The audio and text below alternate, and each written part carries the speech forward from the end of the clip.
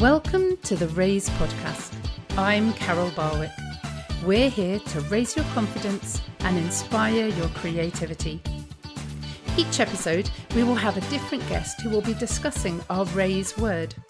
The Raise word is a word that will encourage you or empower you and at times inspire you to explore the word a little more for yourself. Well, hello everybody and welcome to the Raise podcast. I'm Carol Barwick. We love words here on the Raise podcast, and there's a really good word that we're going to be discussing today with the brilliant Tom Harmer. So let me introduce you to Tom. Tom does lots of videography and all kinds of work, particularly around Bradford, and we're going to look at the word value. So hi Tom, how are you doing? Hey Carol, really nice to be here. Thanks for having me on your show. Thank you so much. I've known about what you've done for a long time, Tom, and wanted you to be on as a guest. So it's brilliant to be able to talk to you this morning. Before we look at all the amazing things that you've been doing, what does the word value mean to you? I think it's when someone sees you for who you are and appreciates you for who you are, sees beyond the surface, the exterior, the stereotypes, walking past someone on the street, and kind of it's when someone knows you, and when you feel valued, you feel someone cares deeply for you, that you're safe, that people care about your future, that they are. I suppose it's when people aren't selfish. it's when people, actually go, I care about you and I want to help you in your future. See, I love that, Tom, and this is why I love talking to different people about these words, because I wonder what would happen if I talked to someone who was maybe an antiques dealer or something about the word value, and whether they would say that same thing, or whether it would be much more around, the material side of it. But what you said is of far more value to, there's going to be puns all over the place, so forgive me. but it is, because that is the most important thing, isn't it? It's the people. And I think when you value somebody, you see their inner being, don't you? It's not the outside, it's the inside. It's saying who you are is of value. And 100%, and that's such an important one of the I have this phrase which is sometimes used, which are people are Earth's greatest treasure, and we have so much treasure that we firing at us every day in terms of media and what you should put your treasure in, whether that's technology or homes or cars or all the material stuff that people chase in life. But actually the greatest treasure is the people around us, and those we walk by on the street, those in our family, those we care for, those who are friends.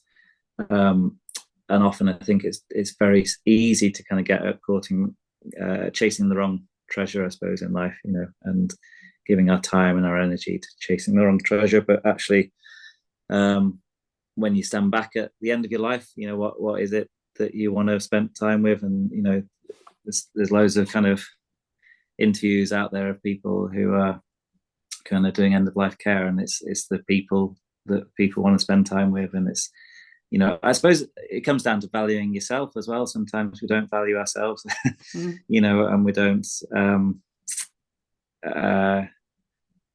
the fear of whatever can stop us valuing who we are and getting out who we're meant to be in life as well. So absolutely. I loved you're talking about the word treasure. Obviously the difficulty with treasure is it's often buried, and that takes spades and digging, getting dirty, bothering to do all that work in the first place.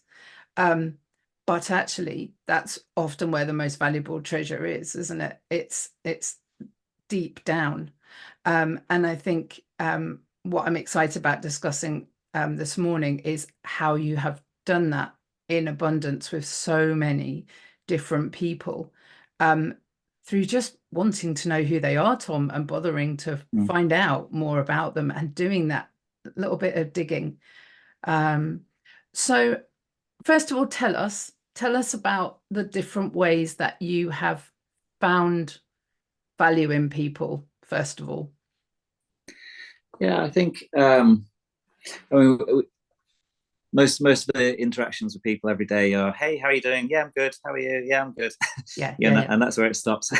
yeah, And that's all cool, but it's very surface level. And I'm an introvert, so I don't like when I go to an event, I'm the one who'll be sat in the corner with someone for an hour and a half, kind of getting way below the surface, and much yeah, prefer those kind of interactions.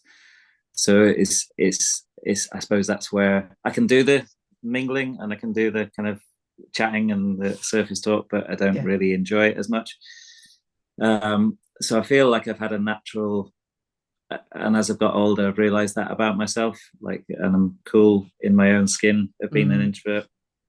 Um, so yeah, and I have a very natural desire. I'm much more comfortable asking the questions in situations. So this is a weird thing for me, but I prefer asking the questions, and I have a genuine interest in people. Um, I don't know where and how that developed. I know one of the things that um, has been, you have these kind of tipping points in life, or corners or doors that you go through, and some, things change afterwards in mm, terms of storytelling. But my dad died about 7 or 8 years ago, and I've been following a filmmaker at the time who was saying, if you're a filmmaker, go and interview the people you love, who are, and ask them about their life, while you've still got them in your yeah, worlds, kind of thing. And so my dad had this lung disease, and we knew that he was going to die. And so me and my sister interviewed him maybe 2 months before he died, and just asked him everything, about what was important in life, how he met my mum, what he did for his career, all that kind of thing. wow, And one of the, in terms of his answer to what's important in life, so well, obviously, cars, holidays, homes, family, all that kind of thing. And to him, his faith was really important to him. But he said actually the thing that is most important is the people in your world. And so that, and I think I knew that already, but it was yeah. just a real kind of okay, this is important. Let's kind of invest into that in my future, kind of thing. So a bit of a legacy. And I was looking, is it your website that's called Faith and Yeah, Bones? yeah, that's right. And so just talking, just going back to the treasure and things like that, that digging again, that kind of bones, and it was that deliberate. Yeah, so the name Faith and Bones, I suppose we are skin and bones in our humanity, Yeah. and our human beings. Mm, Um, so it's a play on that, but it's also, there's the mixture of faith, and like I have a faith myself, so for me it's a kind of personal faith, and this kind of wrestle between having a faith and my humanity. yeah. And that's not an easy journey to go on sometimes, and sometimes the bones part wins and sometimes the faith part wins. But I think I feel like that whole faith element is universal, whether you have a faith in a God figure, Hmm. or you have faith in who you are, or whether you're building a business and you've got faith that in 5 years' time, everything we do in life takes an element of risk and adventure and faith. And, if you want to kind of move beyond where you are. So I feel that kind of, that faith and bones is the kind of skin and bones, and this element of faith of pushing forward to, the promised land, or whatever that is for you, kind of thing. So it's that mixture of humanity and this kind of, I don't know, sometimes I describe it as like an inner ache for something that we know we should be, or something that calls us, and it doesn't let us settle where we are. I don't know if that's just me, but I feel like I've had a chat with a few people, and a lot of people feel this, whether it's potential, you've got this potential in you for something more than where you are now. That to that ache for me has never gone away, and like I Mm. don't think it will ever go away. I feel like that kind of longing for who I'm meant to be is going to be a lifelong journey. And I wonder if that is part of valuing ourselves, knowing that there is that potential, knowing that there is more, and that ache is something that's been put inside us, and that being careful because we don't want to value ourselves because we've done that thing. Although it's very easy to do that, I know. But putting that value on, well, no, it's important that I am able to reach my potential because that is what I'm meant to be doing, and I'm important enough to have that time invested in me, or that money invested in me, that relationship invested in me. And I think we can forget that sometimes, can't we? And put it to one side, or just say, oh, well, it might be an aching and a longing, but there's a big list of things I have to do first. So I think it's great that you're combining it, and that legacy that your dad's left around people has certainly, you see that all over your life and what you do. Tell us a little bit about the different people that you've been working with over the last kind of few years, particularly. Yeah. So I suppose in terms of my filmmaking and storytelling kind of journey, COVID was, which for a lot of people has been a bit of a turning point, but it wasn't. Basically up until then I'd been freelancing as a filmmaker, and I'd taken a writer's retreat and to write a screenplay that I was working on. But at the time, I didn't have many clients that were asking me to do storytelling for them. And on the way back from this writer's retreat, I was on my own. Our car broke down in Norfolk, like 5 hours away. Oh, no. And it was one of those really sucky moments of like, I'm not doing what I love. And like, how do I get to where I want to be? And so I had this 5-hour journey in this recovery truck on the way back to think. And on the way back, I had this idea. I was like, well, why don't I just give myself my own stories to tell? Like, why am I waiting for someone else to give me permission to tell stories? So I came up with an idea called 52 Humans, which was to tell one story per week for a year. And then mentioned it to my wife. She's like, yeah, go for it. Why not? And so, yeah, I think I aligned. And the idea for me was, I think when I meet people, something in me is intrigued as to why they do what they do and how they do what they do, kind of thing. Yeah. And so for me, it was finding out a lot of people I'd already known and were friends, kind of just digging that bit deeper and finding that value or finding that treasure in them. Yeah. And often when you do that with people, like it's the common thing is, can I tell you a story? It will be my question. I'd love to tell you a story. And everyone like, well, I don't have a story. I'm not special. Yeah. Most people don't have a chance to have that mirror held up to them. And one of the things I love about the storytelling process is you get to hold up a mirror to people and kind of say, look at the beauty in who you are or how you approach life. So yeah, I set off, and that was before COVID had hit, I think, that idea. So I had 5 in the bag before I launched it, and then launched it. And then not long after that, kind of COVID hit. So production was on Zoom and emailing photos for a while. And then every now and again, when we could get out into 2-meter distance space in the countryside, I did lots of filmmaking like that. Yeah. And interviews in the outdoors. And I think it got to 37 in the end. So my wife keeps telling me I need to finish it. But I didn't actually do 52. I think lockdown 3 and the homeschooling and then 2 people pulled out at the last minute, and it kind of put an end on it. But that whole year was incredibly good for my soul as a creative human being, and as a storyteller, as someone who is quite empathetic as well. And I just loved. I put it out on social media. And just had this kind of growing response as the films went out, and I still have people. It wasn't intentionally marketing, but it's been the best thing I've done in terms of showing people who I am. And now people ask me to do that for them now, kind of thing, and they're still getting. This is 3-4 years ago now, and people still reference those films, and I'm kind of known for that in terms of clients and other people. And the thing I loved about it was when the stories went out, you'd share it on Facebook, and that person who told the story would share it on Facebook. Yeah. And it was all their friends going, "Oh my gosh, you're amazing," and all Yeah. that kind of.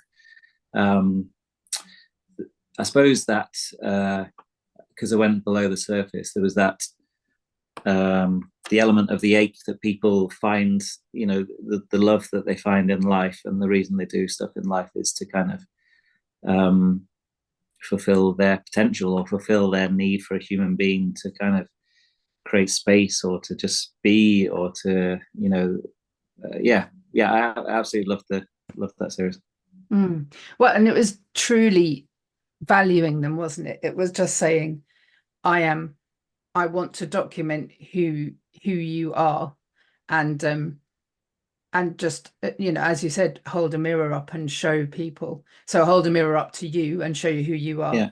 and reflect that to other people. It's very much why I do this podcast, to be able to have people on, and people that other people don't necessarily know, Mm. and yeah, and share their stories and the brilliance of what they do, because then people get to know them, and that's the point, isn't it? Yeah.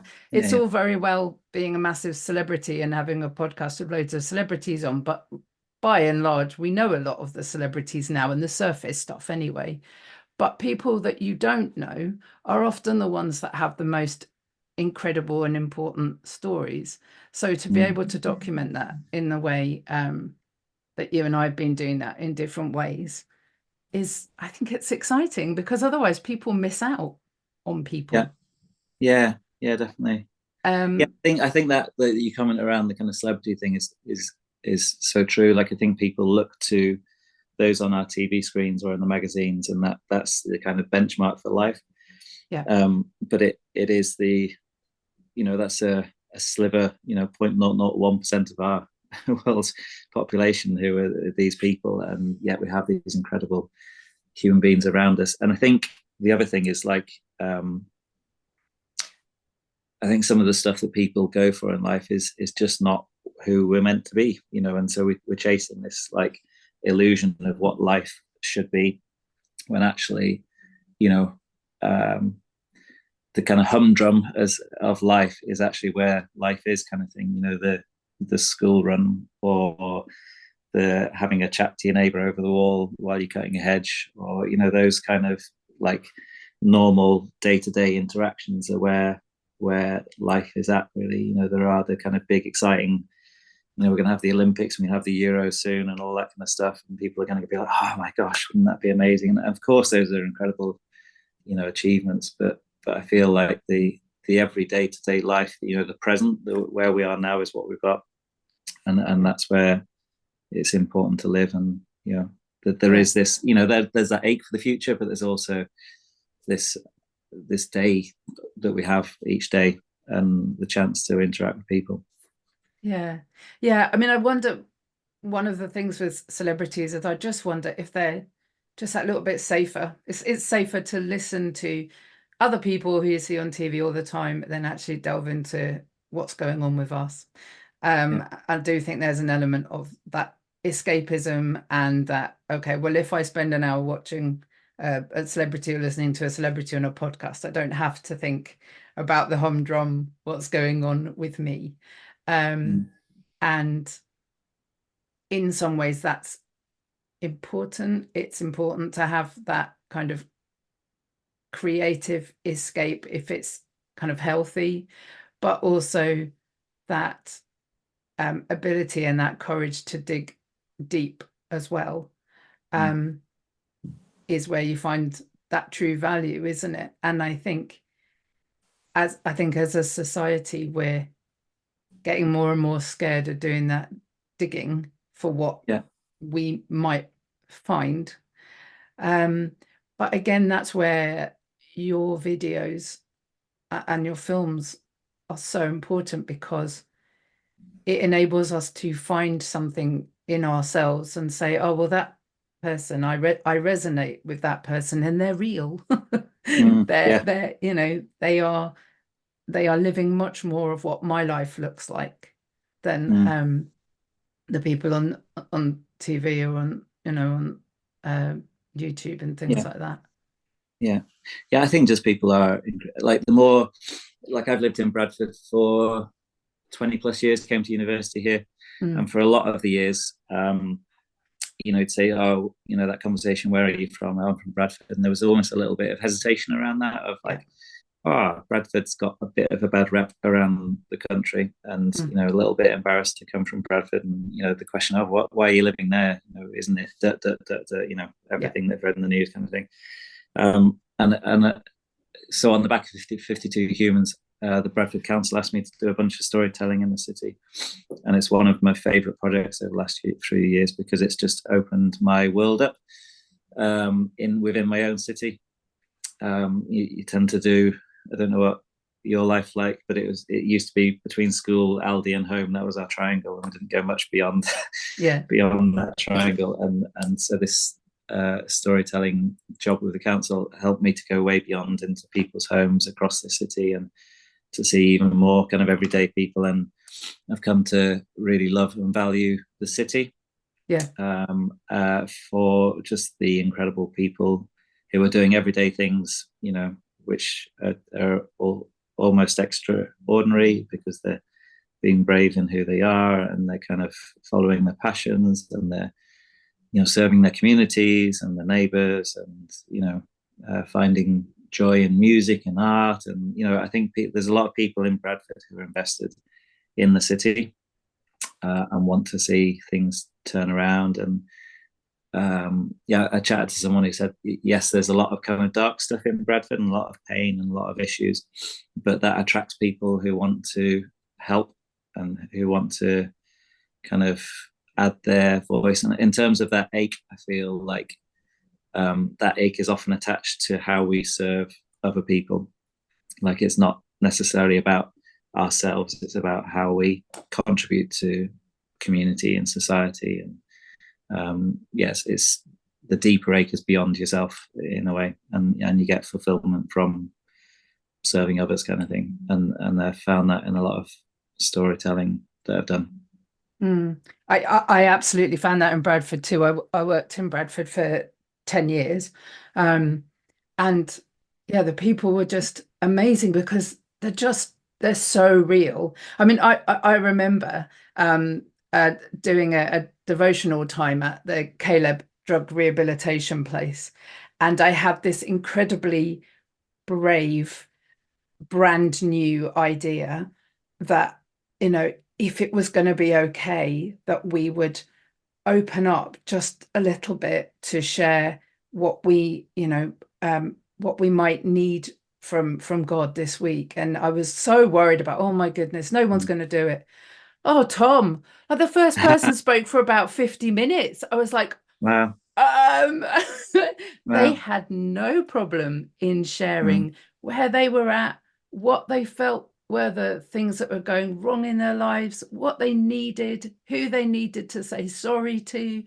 I've mm. never seen such an outpouring of honesty and um, regret and joy.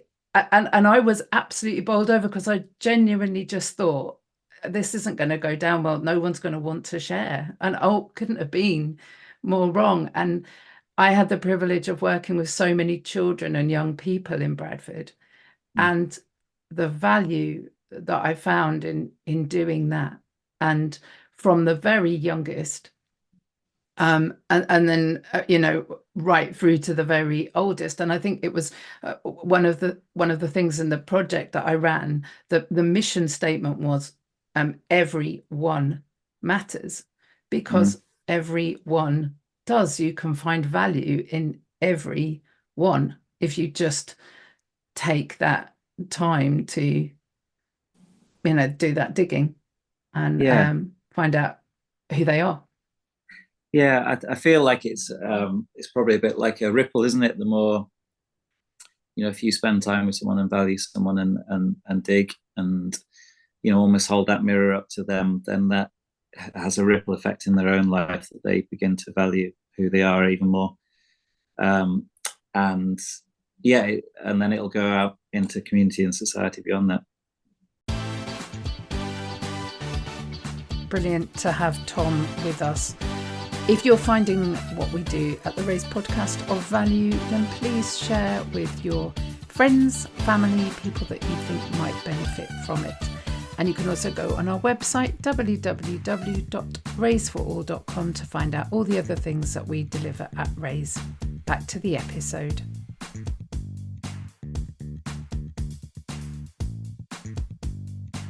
So we've been talking about these amazing videos that you produced and the legacy that you felt that your dad left you, about looking out for people. When did you start to see the value in your own life, do you think? I think that's probably been a journey over the last 10 to 15 years of kind of self-discovery and kind of giving myself permission to be me. I have been someone who has been quite compliant over the years, I suppose, and like to fit in the box and do what I'm told and that kind of thing. But I definitely found maybe 12 years ago being really frustrated in where I was in life, but unsure where to go next. I suppose that ache pulled me out of it, and that whole, the phrase of like, you'll stay in a situation until the pain gets too great kind of thing. And for me, that internal frustration was kind of getting bigger and noisier in my internal world. And can I just ask, what was that frustration? Do you know what it was? What was it? I think it's probably around giving myself permission to have my own voice in life kind of thing. Like, okay. I think I was probably serving other people's visions, with my kind of media skills. But there was this kind of internal, actually, you've got something that you can add to this world too. You've got permission to have a voice, and that the way you see the world is unique, and you should be living through that. I think that like over this last 10-year journey, the first couple of years were quite disconcerting in terms of all those kind of foundations that I lived by, of having the guardrails and the safety in life. Suddenly I let go of and had to stand on my own 2 feet, in a way, kind of thing, internally. And the freelance world is, you never know what each year is going to be like, and all that kind of thing.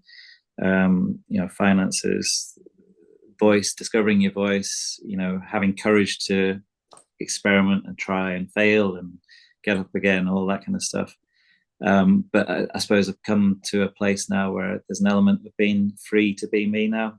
Yeah. So although those safety things aren't there anymore, and some people would look at my life and go, I wouldn't want to do that. That's a bit risky, isn't it? For me, like, I feel it'd be very, very difficult for me to go back to kind of full-time employment, or a structured work environment, or there's a lot more freedom in life, although it's unknown.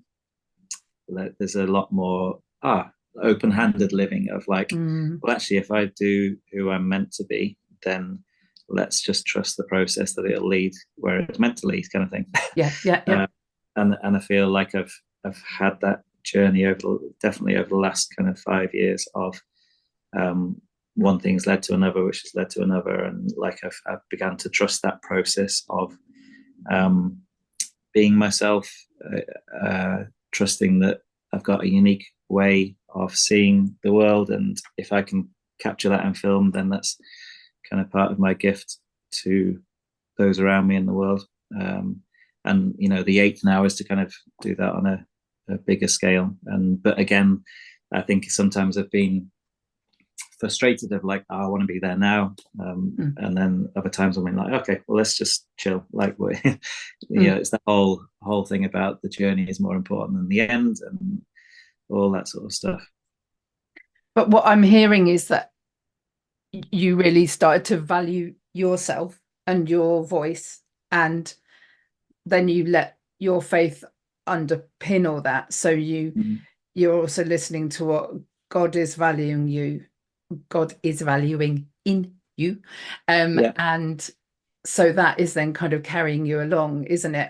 I'm it reminds me of a song that I wrote years and years ago for my little boy, which is I'm special and so are you. It makes the world go round. And it's that kind of thing, isn't it?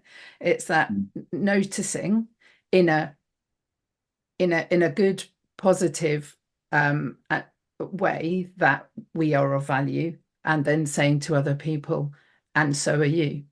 And I mean, I think the thing is that it seems on social media that there are a whole raft of people who have absolutely no problem with self-confidence and value whatsoever, but everybody knows that isn't true. Mm-hmm. So that it looks like everybody's saying, no, I love myself, and I'm an influencer and you need to listen to me. But everybody knows that under the surface, they're probably the people that don't really have the confidence. I mean, I know, and everybody that knows me properly knows, I run a business that is about raising confidence and inspiring creativity to keep me from going under, because I need the confidence and I need to be creative in order to keep my mental health stable and confident. Yeah. And then I love sharing that with other people because I can see the benefits of it. But I think it's becoming so dangerous because people are putting it seems that people are saying, no, I really value myself. But it's not a value, is it? It's a cost, I think. That's a bit deep.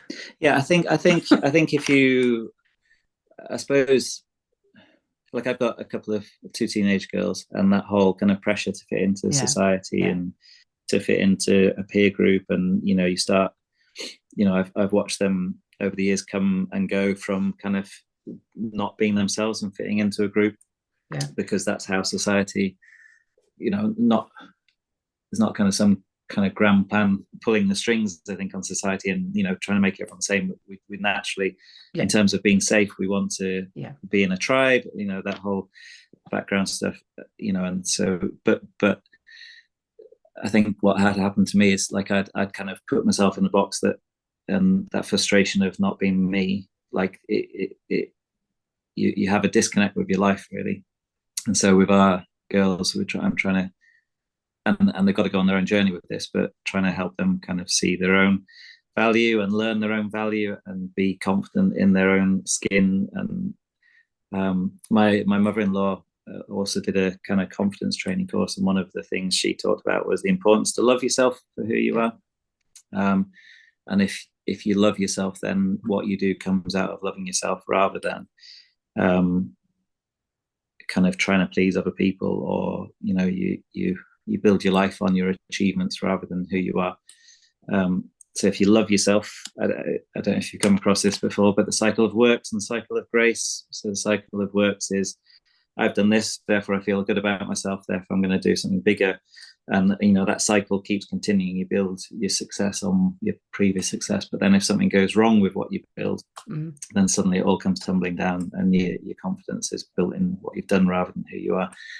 And the cycle of grace goes, actually, this is who I am, this is what I love about myself, therefore because I love myself and this is what I'm created to do, then I'm going to create stuff, and I'm going to, it pushes you from your inside out rather than the outside in.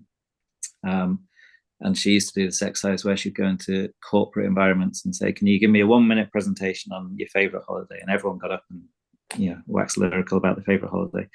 And then she said, can I have a volunteer to stand up and for 1 minute talk about what you love about yourself? And of course everyone shrinks back into their seat, and very few people will get up, kind of thing. So I do starting with yourself, not in a selfish way, but understanding who you are and what you're created to be, and how you can add value to other people through your life, I think is a much better place to start. And if you can start with that foundation in life, then I feel like who knows what could happen in our towns and societies and communities. Yeah, going back to children, we a few years ago we try and have a kind of a word of the year for my son in the last few years. So he's 11 now, but we had the word value for 1 year because we wanted him to understand the value of money. And, as games passes were starting to become important on Xbox and branded items and all that kind of thing. And he really, really grasped the concept that it was about what something was worth and whether it was really going to be, as he said, it was going to add to his life, or whether it was something that he was going to pay money for and then forget about. And I think particularly now with the cost of living crisis and everything, we are so much more aware of the value of what we're paying for and paying into, and yet the value of our own lives is still something that we forget to think about in the same way. Yeah. Yeah, I think like with any treasure, there's, like you said earlier, there's a cost to digging for it. Yeah. So there's a cost in time, there's a cost in being honest, a cost in vulnerability, and most people, like, there's a fear around kind of digging below the surface in our own lives, and then the people around us. There's this. We're quite happy to ask how you're doing, great, good, see you later kind of questions, but to kind of go deeper, there's a cost involved, and a kind of, I don't know, fear of rejection or offending with other people in your own life. Of kind of, we all know the kind of murkiness of our own inner worlds, and to kind of go digging in that sometimes can feel scary or painful, or but actually when if you spend the time doing that, and if you're brave enough to do that, then the treasure will eventually be there, kind of thing, and you start living your life in a different way, with different, your perspective changes in how you see the world and how you see other people, and it's worth digging, but there is a cost. And so I don't know what the percentage of people is in who do that, but I imagine it's smaller than those who don't. And as you said, the world would be so much richer for people that were able to see their value and reach that potential and that longing and that craving that they have to give to the world. And people like you, and what you're doing is saying to those people, well, we'll dig together. I'll grab a spade, and we'll do it gently, and find out who you are, and then we'll share that bit that you're safe with other people, and then other people will say, "Oh, I've got that bit as well," and it's that you've got a community allotment, Tom. Yeah. Yeah. We won't talk about vegetables. But it's that kind of thing, isn't it? It's, I've got a spade, you grab a spade, and we'll do it gently, because roots are fragile. It's actually making me a bit emotional, but it's, roots are fragile, and people are planted, things run deep. But having the right people alongside you to gently kind of release that and find that treasure within is, well, it's priceless, isn't it? It is literally invaluable. I think if we go over to the vegetable and roots analogy, I think often we plant ourselves in the wrong part of the allotment with the wrong other vegetables, or we don't put the right nutrients into the soil, or the sun isn't hitting us in the right way, or we've not got enough rain. And so I think often and that's where that kind of inner frustration can hit people. But sometimes I don't know, part of it is I feel like we need to go on our own journey, but then I think when you can come alongside people and you can help nudge people and say, noticed you're in that part of the veg patch, have you seen over there? Like, maybe you could move, but that takes a long time to kind of I remember that kind of 12-year journey felt like this really gradual pulling out of a plant pot, and all my roots were trying to cling on to what the familiar kind of thing. And it was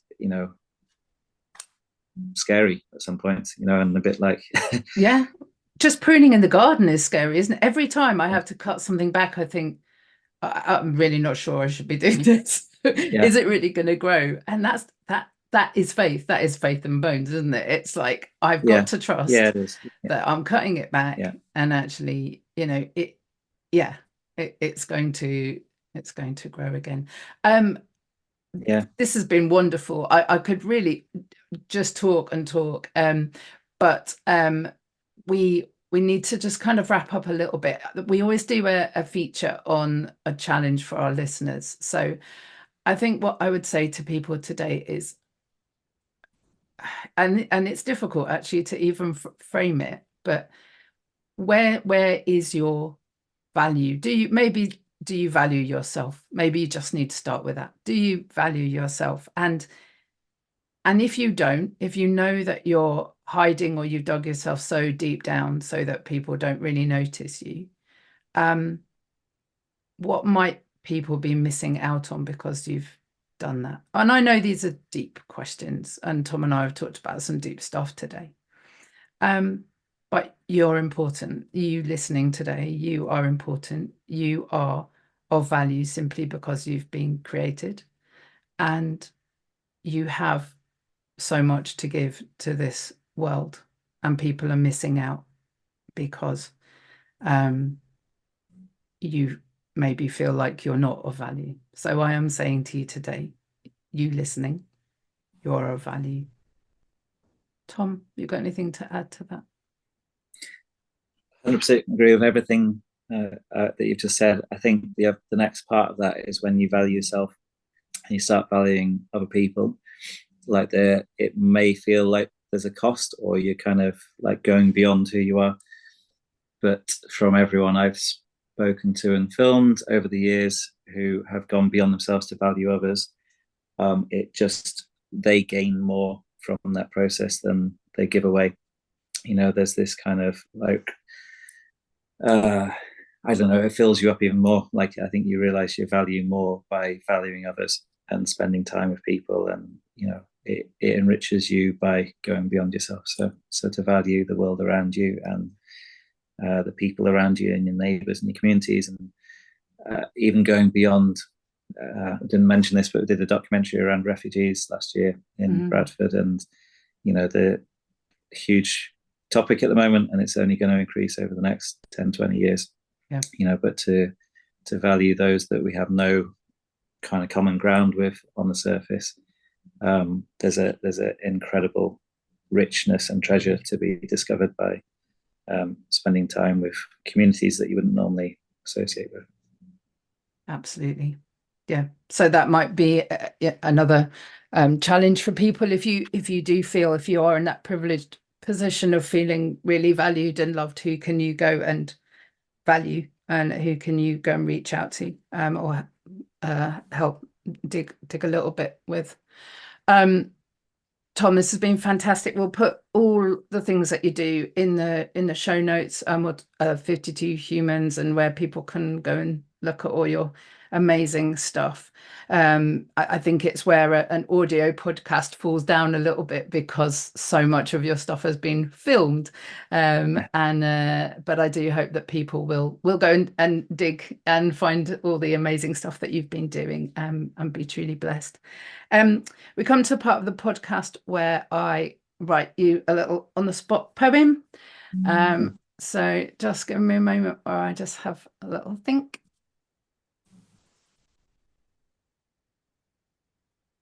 Here's a spade. I'll take one too. Let's have a little dig.